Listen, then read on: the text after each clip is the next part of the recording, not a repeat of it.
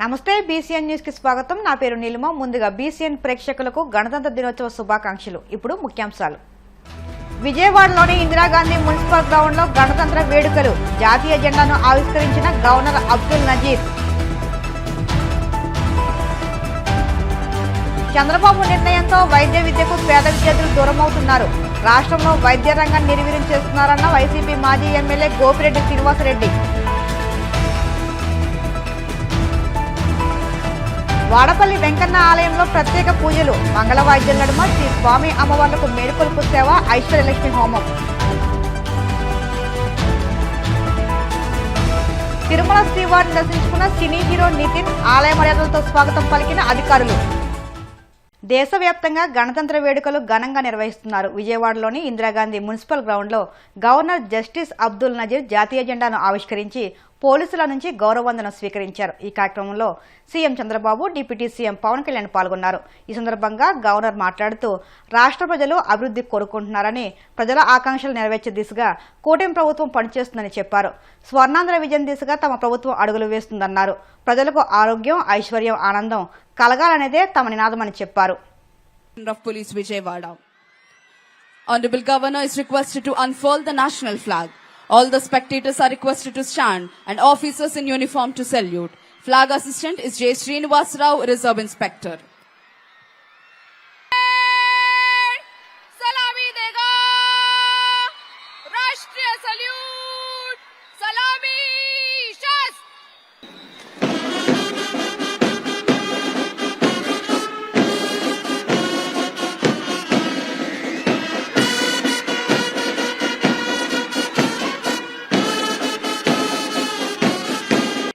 ఈనాటి కార్యక్రమ ముఖ్య అతిథి గౌరవనీయులైన ఆంధ్రప్రదేశ్ రాష్ట్ర గవర్నర్ శ్రీ అబ్దుల్ నజీర్ గారిని అభ్యర్థించేందుకై parade commander miss Ankita Surana IPS saluting dais వద్దకు వస్తున్నారు. Honorable Governor has accepted and is going to review the parade. DGP sir is accompanying Honorable Governor on review vehicle. గౌరవనీయులైన ఆంధ్రప్రదేశ్ రాష్ట్ర గవర్నర్ గారు పెరేడ్ కమాండర్ అభ్యర్థనను మన్నించి పెరేడ్ పరిశీలనకై వెళుతున్నారు.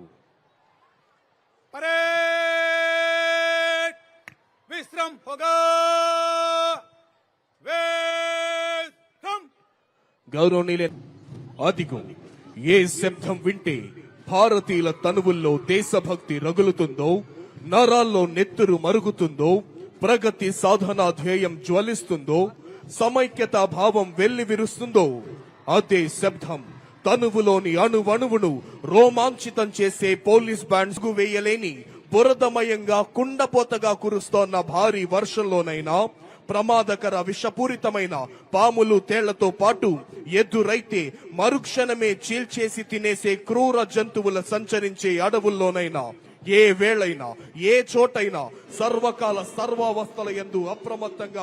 రాష్ట్రంలోని పేద విద్యార్థులకు వైద్య విద్యను దూరం చేసేందుకు కూటమి ప్రభుత్వం కుట్ర చేస్తుందని వైసీపీ మాజీ ఎమ్మెల్యే గోపిరెడ్డి శ్రీనివాసరెడ్డి ఆరోపించారు. తాడేపల్లిలోని వైసీపీ కేంద్ర కార్యాలయంలో ఆయన మీడియాతో మాట్లాడుతూ రాష్ట్రంలోని కొత్త ప్రభుత్వ మెడికల్ కాలేజీలను పీపీపీ మోడ్లో నిర్వహించేందుకు ప్రభుత్వం నిర్ణయించడం దుర్మార్గమని మండిపడ్డారు. తమకు కావాల్సిన వారికి ప్రభుత్వ మెడికల్ కాలేజీలను దారదత్తం చేసేందుకు చంద్రబాబు ప్రయత్నిస్తున్నారని మండిపడ్డారు. ఈయన 14 సంవత్సరాలు ముఖ్యమంత్రి చేశాడు. నేను అడుగుతా ఉన్నాను, ఒక్క ప్రభుత్వ మెడికల్ కాలేజ్ అయినా మీ హయాంలో ప్రారంభించారా? 14 ప్లస్ ఇప్పుడు ఒక సంవత్సరం, 15 సంవత్సరాలు. 15 సంవత్సరాలు మీ ముఖ్యమంత్రి చరిత్రలో ఒక్క ప్రభుత్వ మెడికల్ కాలేజ్ అయినా ప్రారంభించడం జరిగిందా? కానీ జగన్మోహన్ రెడ్డి గారు తన 5 సంవత్సరాల పరిపాలనలో 17 మెడికల్ కాలేజీలు ప్రారంభిస్తే వాటిని కూడా మీరు నిర్వీర్యం చేసే కార్యక్రమం చేస్తున్నారే. ఎందుకు మీకు ఈ యొక్క ప్రైవేటు వ్యక్తుల మీద ఎందుకు ఈ ప్రేమ అని ఈరోజు అడుగుతా ఉన్నా. గతంలో నేను విద్యార్థిగా చదువుకునేటప్పుడు కూడా అప్పుడు నేదురుమల్లి జనార్దన్ రెడ్డి గారు కొత్త మెడికల్ కాలేజ్, ప్రైవేట్ మెడికల్ కాలేజీకి పర్మిషన్ ఇవ్వాలని ఆయన ముందుకొస్తే ఆ రోజు మేము రోడ్డు ఎక్కి ఉద్యమాలు చేశాం. Public that is in 91 or so. మేమంతా థర్డ్ ఇయర్ ఎంబీబీఎస్ చదువుతున్నాం. మేము ప్రతి మెడికల్ కాలేజీలో కూడా ఉద్యమాలు చేశాం ప్రైవేట్ మెడికల్ కాలేజీ వాళ్ళతో. ఈ రోజున మీరు ఇష్టాపరంగా ప్రైవేట్ మెడికల్ ఆల్రెడీ మీ హాయంలో ఇచ్చారు. ఎవరికి ఇచ్చారు? మీ అనుమానులందరికీ ప్రైవేట్ మెడికల్ కాలేజీలు అప్పచెప్పారు ఈ రాష్ట్రంలో.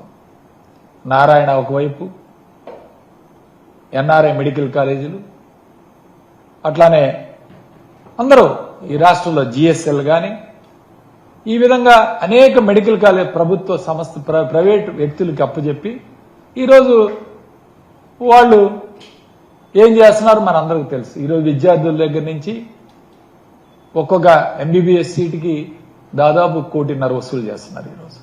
అట్లానే ఒక పీజీ సీటుకి 1.5 కోటి నుంచి 3 కోట్ల దాకా వసూలు చేస్తున్నారు. ఈరోజు వైద్య విద్యని కార్పొరేట్ వ్యవస్థగా మార్చిన వ్యక్తి చంద్రబాబు నాయుడు కాదని ఈరోజు అడుగుతాం. మళ్ళీ ఇదే తతంగం. ఆ రోజు జగన్మోహన్ రెడ్డి గారు 17 మెడికల్ కాలేజీలు, ప్రభుత్వ మెడికల్ కాలేజీని సెల్ఫ్ ఫైనాన్స్ పద్ధతిలో ఆయన పెట్టాలని ఒక నిర్ణయం తీసుకుంటే ఎలక్షన్ ముందు, అంటే ఈ డబ్బులు ప్రభుత్వానికే వెళ్తాయి, ప్రభుత్వమే కొంత మెయింటైన్ చేస్తుంది, ఈ డబ్బులతోటి సపరేట్ గా నిధి ఏర్పాటు చేసి ప్రభుత్వమే ఆ మెడికల్ కాలేజీని రన్ చేస్తుందని చెప్పి జగన్మోహన్ రెడ్డి గారు ప్రకటిస్తే ఎన్నికల సమయంలో చంద్రబాబు నాయుడు, పవన్ కళ్యాణ్, లోకేష్ ముగ్గురు కూడా తిట్టి ఆ రోజు మేము వస్తే పూర్తిగా ప్రభుత్వ మెడికల్ కాలేజ్ రన్ చేస్తామని ఎన్నికల ముందు హామీ ఇచ్చారు. ఇదే మెడికల్ కాలేజ్ పరిస్థితి. మరి ఈ రోజు ఏమైంది హామీ అని చంద్రబాబు నాయుడు అడుగుతాం. ఎప్పుడు అంటే ఎన్నికల ముందు ప్రజలకి హామీలు ఇస్తాడు, ఎన్నికలు అయిపోయిన తర్వాత వాటన్నిటినీ కూడా మర్చిపోయాడు. అసలు వాటి గురించి మాట్లాడే ఇది కూడా అవకాశం కూడా ఇవ్వడు చంద్రబాబు నాయుడు. అలాంటి దుర్మార్గ పరిపాలన చేస్తున్నాడు. కోనసీమ తిరుమలగా వర్ధిల్లుతున్న వాడపల్లి శ్రీ వెంకటేశ్వర స్వామి ఆలయంలో ఆదివారం ప్రత్యేక పూజలు వైభవంగా నిర్వహించారు. మంగళ వాయిద్యాల నడుమ శ్రీ స్వామి అమ్మవార్లకు మేలుకొలుపు సేవ నిర్వహించిన అనంతరం ఐశ్వర్యలక్ష్మి హోమాన్ని జరిపించారు.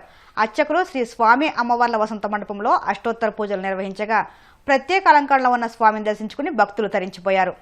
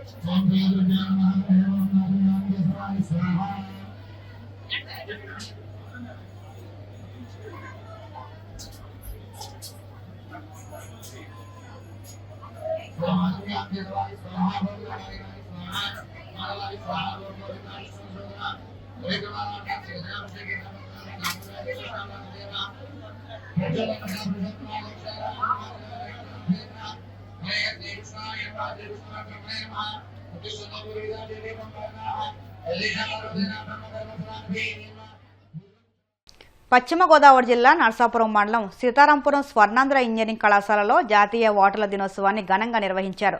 రెవెన్యూ శాఖ ఆధ్వర్యంలో ముందుగా కళాశాలలో అవగాహన ర్యాలీ నిర్వహించి విద్యార్థులతో ప్రతిజ్ఞ చేయించారు. అనంతరం విద్యార్థులకు వ్యాసరచన, వక్తృత్వ, ముగ్గుల పోటీలు నిర్వహించి విజేతలకు బహుమతులు అందజేశారు. ఈ కార్యక్రమానికి ఆర్డీఓ దాసరాజు ముఖ్య అతిథిగా పాల్గొని మాట్లాడుతూ ప్రజాస్వామ్యంలో ఓటు హక్కు చాలా కీలకమైందన్నారు. 18 సంవత్సరాలు నిండిన ప్రతి ఒక్కరూ ఓటరుగా నమోదు చేయించుకుని రాజ్యాంగం కల్పించిన హక్కును వినియోగించుకోవాలన్నారు. ఈరోజు ప్రజాస్వామ్య పండుగ అంటారు, దీన్ని నేషనల్ ఓటర్స్ డేని ప్రజాస్వామ్య పండుగ అంటారు. మనకి ఎన్నికల కమిషన్ ఏర్పడిన 1950లో ఏర్పాటు చేయబడింది. అందువల్ల ఈ 1950నే ఎన్నికల కమిషన్ సంబంధించిన టోల్ ఫ్రీ నెంబర్ గా కూడా చెప్పడం జరుగుతుంది. ఎనీ క్వరీస్ మనకి 1950 కొడితే మీకు వెంటనే సమాధానం వస్తుంది. మరి ఏర్పడిన తర్వాత చాలా కాలం మనం ఈ యొక్క నేషనల్ ఓటర్ దినోత్సవం గురించి తెలియదు. గత 14 ఏళ్ల నుంచి మనం దీన్ని ఓటర్స్ లో ఈ యొక్క ప్రజాస్వామ్యంలో ఓటు హక్కు ఏర్పాటుని మాకు ఎంతో సహకరించిన కాలేజ్ అంటే రాజమండ్రికి, మరి ఇక్కడ ఆబ్సెన్స్ ఇక్కడ లేకపోయినప్పటికీ సీనియర్ సిటిజన్స్, సీనియర్ ఓటర్స్ సన్మానం తీసుకోబోతున్నటువంటి సీనియర్ ఓటర్స్ అందరూ కూడా నమస్కారాలు. మరి ఓటు నమోదు చేస్తే అది ప్రజాస్వామ్యానికి ఎంతో ఉపయోగపడుతుందన్న ఉద్దేశంతో ఈ యొక్క జాతీయ ఎన్నికల కమిషన్ ప్రతి ఒక్కరు ఓటర్గా నమోదు చేసుకోవాలి. అదే విధంగా 18 ఏళ్ళు నిండిన ప్రతి ఒక్కరు కూడా ఓటు ఇవ్వాలి అన్నది దీని యొక్క ఉద్దేశం. అదేవిధంగా జెండర్ రేషియో కూడా ప్రాపర్ గా మెయింటైన్ చేయాలి. జెండర్ రేషియో అంటే స్త్రీ పురుషులు ఓటర్ల యొక్క నిష్పత్తి కరెక్ట్ గా ఉండాలి, తగ్గకూడదు అన్నది. అదేవిధంగా ప్రతి ఏజ్ లో ఉన్నటువంటి ఓటర్స్ ఎంతమంది ఉన్నారన్నది ఉంటది. ఒక ఏజ్ కి ఎంతమంది ప్రజలు ఉంటారు అన్నది మా దగ్గర లెక్క ఉంటది. దానికి తగ్గ నిష్పత్తిలో ఓటర్లు కూడా నమోదు కావాలి. నమోదు కాకపోతే ఈ యొక్క యువకులకి అవగాహన కల్పించి వారందరూ నమోదయ్యే విధంగా మన వాళ్ళు చేస్తారు అన్న ఉద్దేశంతో ఈ యొక్క కార్యక్రమాన్ని చేపట్టడం జరిగింది. మరి దాని యొక్క ఫలితంగానే మనకి చాలా సత్ఫలితాలను ఇస్తుంది. మరి ఈ యువకులకి ఈ యొక్క ఓటు యొక్క విలువ తెలియజేయడం కోసం వివిధ పోటీలు, వక్తృత్వ పోటీలు, వ్యాసరచన పోటీలు, తర్వాత రంగోలీ పోటీలు ఇవి కూడా నిర్వహించి వాళ్ళు ఈ యొక్క దాని పట్ల ఆసక్తిని ఓటు నమోదు చేసుకోవడానికి, అదేవిధంగా ఓటు నమోదు చేయించడానికి, తర్వాత ఓటు హక్కు వినియోగించుకోవడానికి కూడా వీళ్ళు అవగాహన కల్పించాలన్న ఉద్దేశంతో ఇది పెట్టడం జరిగింది. మరి స్వర్ణాంధ్రలో మన దాదాపు 8,000 మంది విద్యార్థులు ఉన్నారు కనుక ఆ 8,000 మంది ఓటర్స్ అయితే ఎంత చాలా ఒక విప్లవాత్మకమైనటువంటి సంఘటన చెప్పొచ్చు. మరి మీరందరూ కూడా ఈ యొక్క క్యాంపెయిన్ లో ఎలక్షన్ కమిషన్ ఏదైతే చేపట్టిందో ఆ క్యాంపెయిన్ లో మీరందరూ చురుగ్గా పాల్గొంటారని ఆశిస్తున్నాం. కూటమి ప్రభుత్వం ఉపాధ్యాయ సంఘాల పక్షపాతిగా పనిచేస్తుందని ఉభయ గోదావరి జిల్లాల పట్టభద్రుల నియోజకవర్గ ఎమ్మెల్సీ ఎన్నికల పరిశీలకుడు ఎమ్మెల్సీ వేపాడ చిరంజీరావు పేర్కొన్నారు. కాకినాడ జిల్లా టీడీపీ కార్యాలయంలో పలు ఉపాధ్యాయ సంఘాల నాయకులతో ఆత్మీయ సమావేశం నిర్వహించారు. ఈ సందర్భంగా చిరంజీవిరావు మాట్లాడుతూ ఇప్పటి వరకు 9 డిఎస్సీలు ప్రకటించి లక్షల మంది ఉపాధ్యాయులను నియమించిన ఘనత ఒక తెలుగుదేశం పార్టీకి దక్కుతుందన్నారు. వచ్చే పట్టభద్రుల ఎమ్మెల్సీ ఎన్నికల్లో కూటమి ప్రభుత్వం బలపరిచిన పేరాబతుల రాజశేఖర్ కు మద్దతు తెలపాలని ఆయా సంఘాల నాయకులను కోరారు.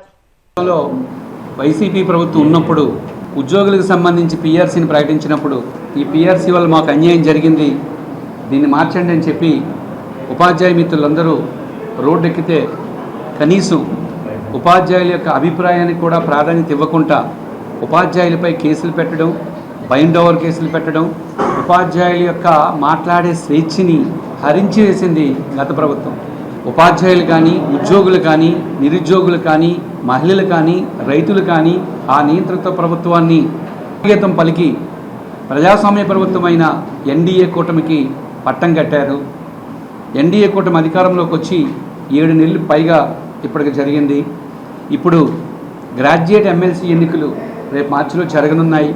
కృష్ణా గుంటూరులో ఆలపాటి రాజా గారు, తూర్పుగోదావరి పశ్చిమ గోదావరి జిల్లాలో పేరాబత్తుల రాజశేఖర్ గారు, వీరిద్దరూ ఎన్డీఏ కూటమి తరపున గ్రాడ్యుయేట్ ఎమ్మెల్సీ అభ్యర్థులుగా పోటీలో నిలబడ్డారు. ఈ సందర్భంగా పేరాబత్తుల రాజశేఖర్ గారికి ఎన్డీఏ కూటమి అభ్యర్థి కాబట్టి మరియు ఆయన వ్యక్తిత్వాన్ని కూడా చూసి ఈరోజు ఉభయ గోదావరి జిల్లాల్లోనున్న అనేక ఉపాధ్యాయ సంఘాలు వారంతటి వారే స్వచ్ఛందంగా వచ్చి మాకు మద్దతు పలకడం చాలా ఆనందదాయకంగా ఉంది. ఇంచుమించుగా రాష్ట్రంలో ఉపాధ్యాయ రంగంలో ఎన్ని రకాల సంఘాలు అయితే ఉన్నాయో 1-2 తప్ప మిగతా అన్ని ఉపాధ్యాయ సంఘాలు కూడా ఏకాభిప్రాయంతో మన ఎన్డీఏ అభ్యర్థికి మద్దతునివ్వడం చాలా ఆనందదాయకంగా ఉంది. ముఖ్యంగా ఈ 7 నెలల్లో ఉపాధ్యాయులకి వర్క్ అడ్జస్ట్మెంట్ చేశారు. వర్క్ అడ్జస్ట్మెంట్ చేసేటప్పుడు ఉపాధ్యాయుల యొక్క అభిప్రాయాలు తీసుకునే వర్క్ అడ్జస్ట్మెంట్ చేయడం జరిగింది. ఉపాధ్యాయులు 117 జీవోని రద్దు చేయమని కోరారు. ఇప్పటికే 117 జీవో రద్దుకు సంబంధించి ఇంచుమించుగా ప్రభుత్వం నిర్ణయం తీసుకుంది. దాన్ని రద్దు చేసి దాని స్థానంలో ప్రత్యామ్నాయంగా 117 జీవోని తీసుకొస్తున్నారు. ఇందులో భాగంగా ఉపాధ్యాయుల యొక్క సలహా సహకారాలు కూడా తీసుకోవడం జరుగుతుంది. రేపు బదిలీలు చేయనున్నారు. బదిలీలు చేసేటప్పుడు కూడా ఉపాధ్యాయుల యొక్క సమస్యలు ఏంటి, వారి అభిప్రాయాలు కూడా లెక్కలోకి తీసుకునే ఉపాధ్యాయ బదిలీలకు సంబంధించిన చట్టం కూడా ఎన్డీఏ ప్రభుత్వం తీసుకొస్తుంది. మొన్నే సంక్రాంతి టైంలో ఉపాధ్యాయులకి రాష్ట్ర ఆర్థిక పరిస్థితి చాలా క్లిష్టంగా ఉన్నప్పటికీ సుమారు 6,100 కోట్ల రూపాయలు రిలీజ్ చేసి ఉపాధ్యాయులకు సంబంధించి గతంలో ఉన్న జీపీఎఫ్ లోన్లకు సంబంధించిన అమౌంట్లు కూడా తీసుకోవడానికి వీలుగా కొంత ప్రభుత్వం వెసులుబాటుతనాన్ని కల్పించింది. ఇప్పుడు కాసేపు ప్రకటనలు.